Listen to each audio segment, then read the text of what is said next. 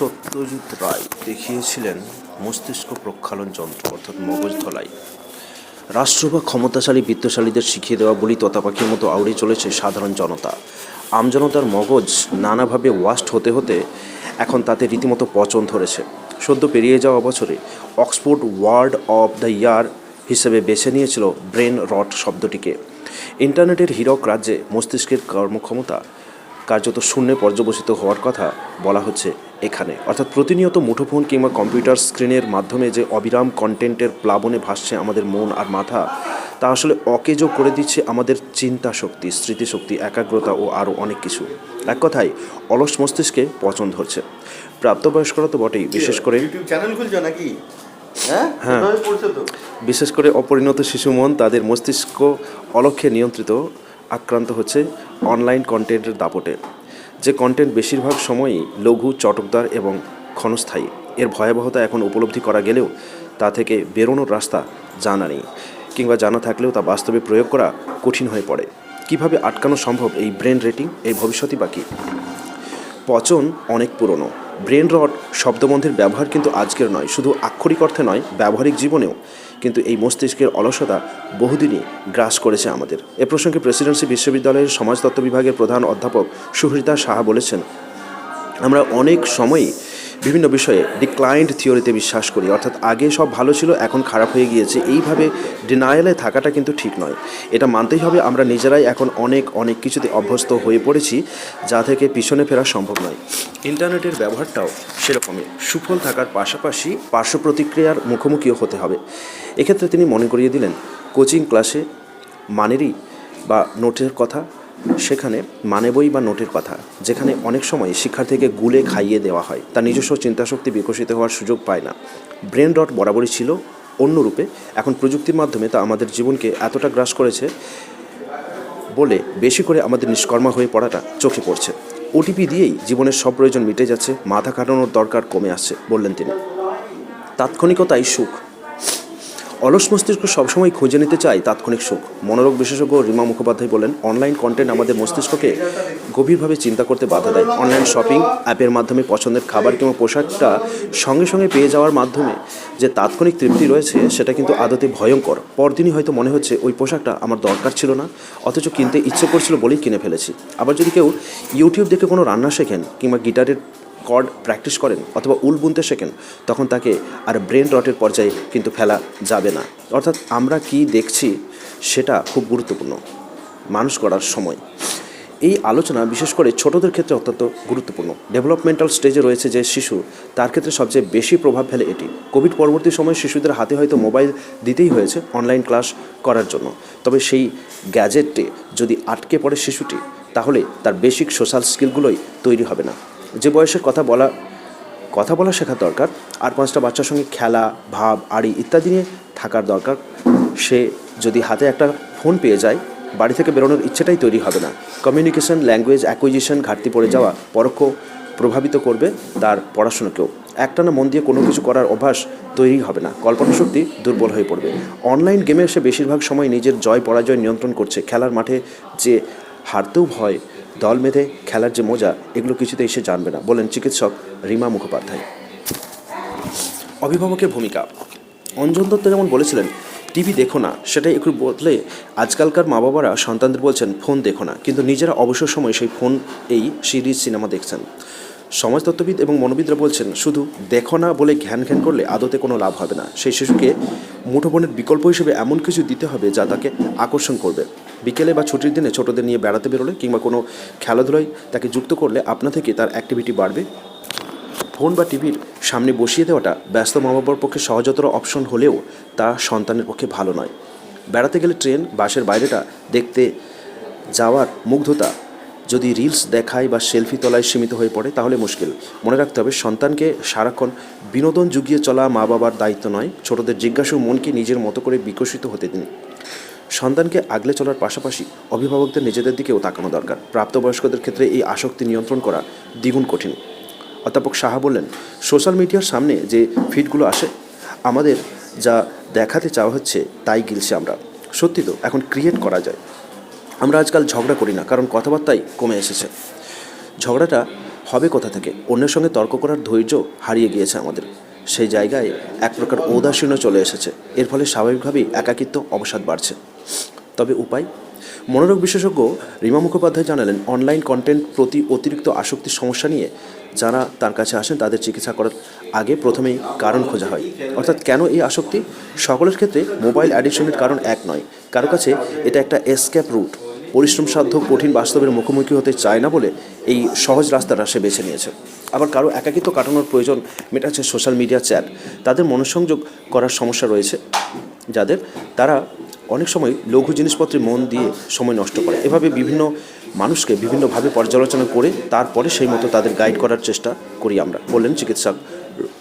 তবে ব্রেন রট যে সবসময় দুর্গন্ধযুক্ত নয় সে কথাও মনে করিয়ে দিলেন সোশিয়োলজিস্ট অধ্যাপক সাহা। টেকনোলজির যে শুধুই কুফল রয়েছে তা তো নয়, তবে টেকনোলজি না জানলে আপনি আনস্মার্ট বলে যে ধারণা চাউর করা হয়েছে সেই ফাঁদে পা না দিলেই হলো। স্মার্টফোন শব্দটার মধ্যেই তো সেই ইঙ্গিত রয়েছে। আমাদের সুফলটা নিয়ে বাকিটা বর্জন করতে জানতে হবে। এটা ক্রমাগত অভ্যাস তৈরি করতে হবে নিজেদের সন্তানদেরও। অর্থাৎ কোনো আর্টিফিশিয়াল ইন্টেলিজেন্স নয়, রাশ রাখতে হবে নিজেদের হাতে। সে রাশ আলগা হতে দেওয়া যাবে না, তাহলেই মাথায় মনে চেপে বসবে অদৃশ্য শত্রু।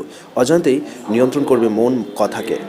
নতুন বছরের রেজলিউশন হোক এটাই, যাতে এই বছর শেষে ব্রেন রট এর মতো আর কোনো শব্দকে সেরার শিরোপা না পেতে হয়।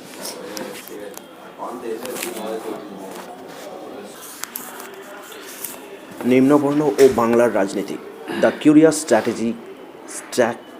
Trajectory of caste in West Bengal politics, chronicling continuity and change. Ayan Guha, 145 euro, Brill. বিশেষজ্ঞতার মতে পশ্চিমবঙ্গ এমন একটি রাজ্য যেখানে নিম্ন বর্ণের মানুষরা জনসংখ্যার নিরিখে ভারতবর্ষে দ্বিতীয় স্থানে থাকলেও তাদের ক্ষমতায়নের জন্য কোনো বলিষ্ঠ রাজনৈতিক দল বা স্বতন্ত্র জাতিভিত্তিক রাজনৈতিক আন্দোলন সেভাবে গড়ে ওঠেনি। এখানে ব্যতিক্রমী রাজ্যে প্রায় 3.5 দশক পর বামফ্রন্ট সরকারের নির্বাচনী পতনের ফলে পরিবর্তিত রাজনৈতিক পরিস্থিতিতে তাদের উত্তরসূরি ক্ষমতাসীন তৃণমূল কংগ্রেস মতুয়া নমশূদ্র সম্প্রদায়ের জাতিভিত্তিক নাগরিকত্বের দাবিগুলিকে গুরুত্ব দিতে শুরু করে। এর ফলে পশ্চিমবঙ্গে জাতপাতের রাজনীতির উত্থানের সম্ভাবনা গড়ে ওঠে। অয়ন গুহ তার বইয়ের ভূমিকা ও উপসংহার নিয়ে 8টি অধ্যায়ে রাজনীতির সঙ্গে অর্থনীতি, জনসংখ্যা, সমাজ ও সংস্কৃতির আন্তঃসম্পর্ক স্থাপন করে পশ্চিমবঙ্গের জাতি বর্ণের রাজনৈতিক গতিপথের ধারাবাহিকতা, পরিবর্তন ও ভবিষ্যৎ সম্ভাবনার মূল্যায়ন করেছেন। ভূমিকার পর দ্বিতীয় অধ্যায়ে মতুয়া নমশূদ্র সম্প্রদায়ের প্রাথমিক বর্ণভিত্তিক সংঘবদ্ধতা থেকে ক্রমশ দলিত মতুয়া পরিচয়ের হিন্দুকরণের কারণ ও গতিপথের বিশ্লেষণ করেছেন। অয়ন দেখান যে ভারতীয় জনতা পার্টি বাংলাদেশ থেকে আসা মতুয়া নমশূদ্রদের হিন্দু উদ্বাস্তু হিসেবে বিবেচনা করে এসেছে। তবে নাগরিকত্ব সংশোধন আইন 2019 নাগরিকত্ব সম্পর্কে যে উদ্বেগের জন্ম দেয় তার প্রেক্ষিতে হয়তো কৌশলগত কারণ, জাত বিরোধী চেতনা দ্বারা উদ্বুদ্ধ সমষ্টিগত পরিচয় উপেক্ষা করে মতুয়া আন্দোলনকারীরা হিন্দুত্ববাদী লক্ষ্যের দিকে পরিচালিত হন। পূর্ব পাকিস্তানে ও পরবর্তীকালে বাংলাদেশে নমশূদ্রদের সাম্প্রদায়িক নিপীড়নের সম্মিলিত স্মৃতির উত্থাপন করে হিন্দুত্বের পরিসরে আত্মীকরণ করা ও বর্ণ চেতনাকে অতিক্রম করে ধর্মীয় চেতনা প্রতিস্থাপন করার বিজেপির এই রাজনৈতিক কৌশলকে লেখক স্মৃতির রাজনীতি বলে অভিহিত করেছেন। তার মতে এই মতুয়া রাজনীতি যে হেতু জাতি বর্ণের রাজনীতি ছেড়ে আগ্রাসী হিন্দুত্ববাদী রাজনীতির প্রতি আনুগত্য নির্দেশ করে, অতএব এটি হিন্দুত্ববাদী রাজনীতির এক নমনীয় সংস্করণ।